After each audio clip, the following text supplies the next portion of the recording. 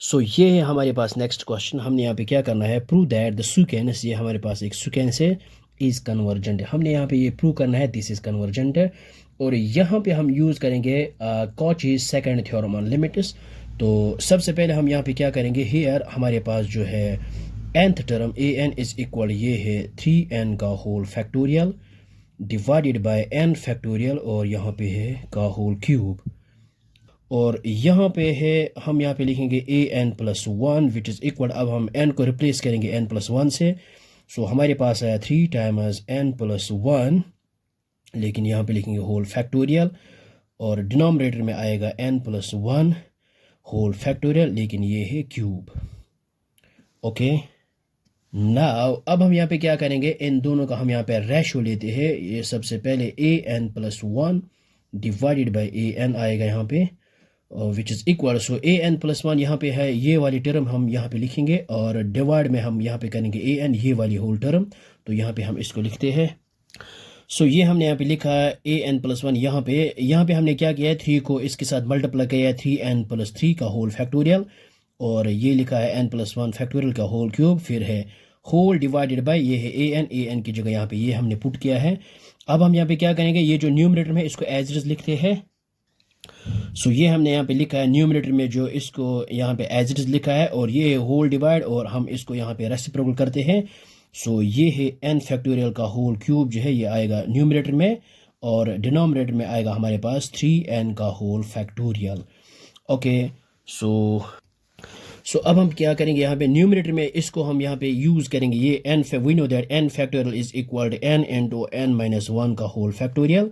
तो यहाँ पे हम इसको यूज़ करेंगे, ये हम लिखेंगे, इसको थोड़ा एक्सपेंड करेंगे, 3n प्लस थ्री है यहाँ पे, और इसके बाद इसको माइनस वन करेंगे, सो हमारे पास आएगा 3n प्लस टू, और इसके बाद फिर इसको सेपरेट करेंगे वन, सो हमारे पास आएगा 3n प्लस वन, और इसके बाद वन फिर सेपरेट करेंगे, सो हमारे पास आएगा यहाँ पे 3n का फैक्टोरियल, और डिनोमिनेटर में इसको यहाँ पे लिखते, इसको भी एक्सपेंड थोड़ा सा करते हैं, और डिनोमिनेटर में है n plus one whole factorial, तो हम यहाँ पे लिखेंगे n प्लस वन, और इसके बाद जब इसको सेपरेट वन करेंगे, सो हमारे पास आएगा n फैक्टोरियल, लेकिन यहाँ पे आएगा whole cube which is equal, यहाँ पे है ये n फैक्टोरियल का क्यूब, इसको एज इट इज़ लिखते हैं, और डिनोमिनेटर में ये 3n का होल फैक्टोरियल, इसको भी एज इट इज़ यहाँ पे लिख। सो यहाँ पे आएगा अब, सो इस 3n का होल फैक्टोरियल इसको हम कैंसिल आउट करेंगे इसके साथ, और अब यहाँ पे इसको क्यूब अलग अलग देंगे यहाँ पे।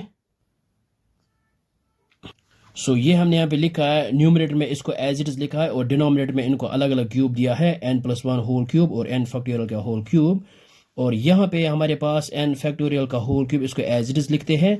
सो यहाँ पे अब हम इनको कैंसिल आउट करेंगे, ये n फैक्टोरियल होल क्यूब, और इसको इसके साथ मल्टीप्लाई, ये कैंसिल आउट करेंगे।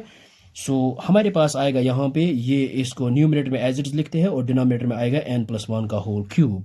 सो ये हमने यहाँ पे इसको एज इट इज़ यहाँ पे लिखा है, और अब हम यहाँ पे क्या करेंगे, विच इज़ इक्वल, यहाँ पे n कॉमन निकालेंगे, बाहर निकालेंगे, और यहाँ पे भी n आएगा, और यहाँ पे भी n कॉमन आएगा, सो ये आएगा हमारे पास n क्यूब।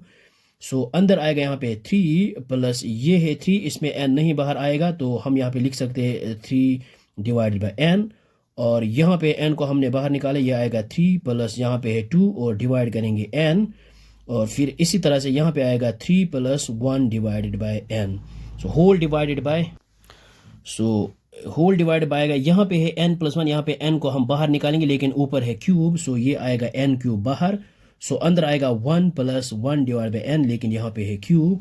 अब हम यहाँ पे n क्यूब और n क्यूब को कैंसिल आउट करेंगे, सो इसको और इसके साथ कैंसिल आउट करेंगे, सो हमारे पास आएगा जो रेशो जो है, सो ये आएगा हमारे पास ratio a n plus one divide by a n, ये आएगा, इसको यहाँ पे इनको यहाँ पे एज इट इज लिखा है। अब हम यहाँ पे लिखेंगे taking limits on both side. So ये हमने यहाँ पे लिया है लेफ्ट हैंड साइड में, limit n tends to infinity of this a n plus one divide by a n. अब हम यहाँ पे भी लेंगे limit n tends to infinity, और ये होल क्वांटिटी यहाँ पे लिखेंगे।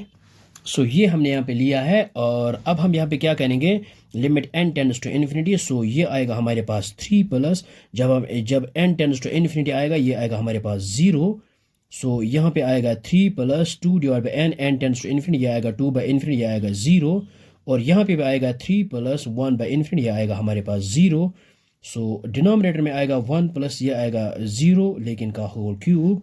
सो ये आएगा 3 प्लस 0 3 इंटू 3 प्लस 0 ये आएगा 3, ये भी आएगा 3 डिवाइड में आएगा 1। So which is equal to 3 into 3 into 3 which is equal ये आएगा हमारे पास 27 के बराबर। सो अब हम यहाँ पे करेंगे by Cauchy's second theorem on limits.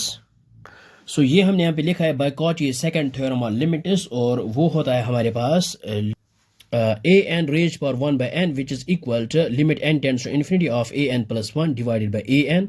सो ये जो क्वांटिटी है ये हमारे पास आया है 27 के बराबर, और an जो है ये हमारे पास ये क्वांटिटी लेकिन पावर है 1 by n।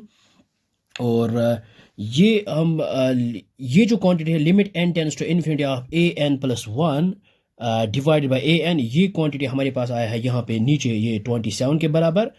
और यहाँ पे जो है ये an है फंक्शन, लेकिन इसका जो पावर है 1 by n, यहाँ पे है 1 by n, तो हम यहाँ पे लिख सकते हैं।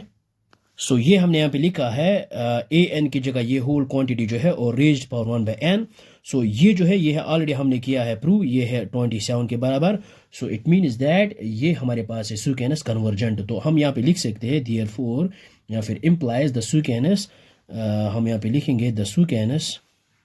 सो ये हमने यहाँ पे लिखा है द सुकेनस, ये जो हमारे पास गिवन सुकेनस है इज़ कन्वर्जेंट।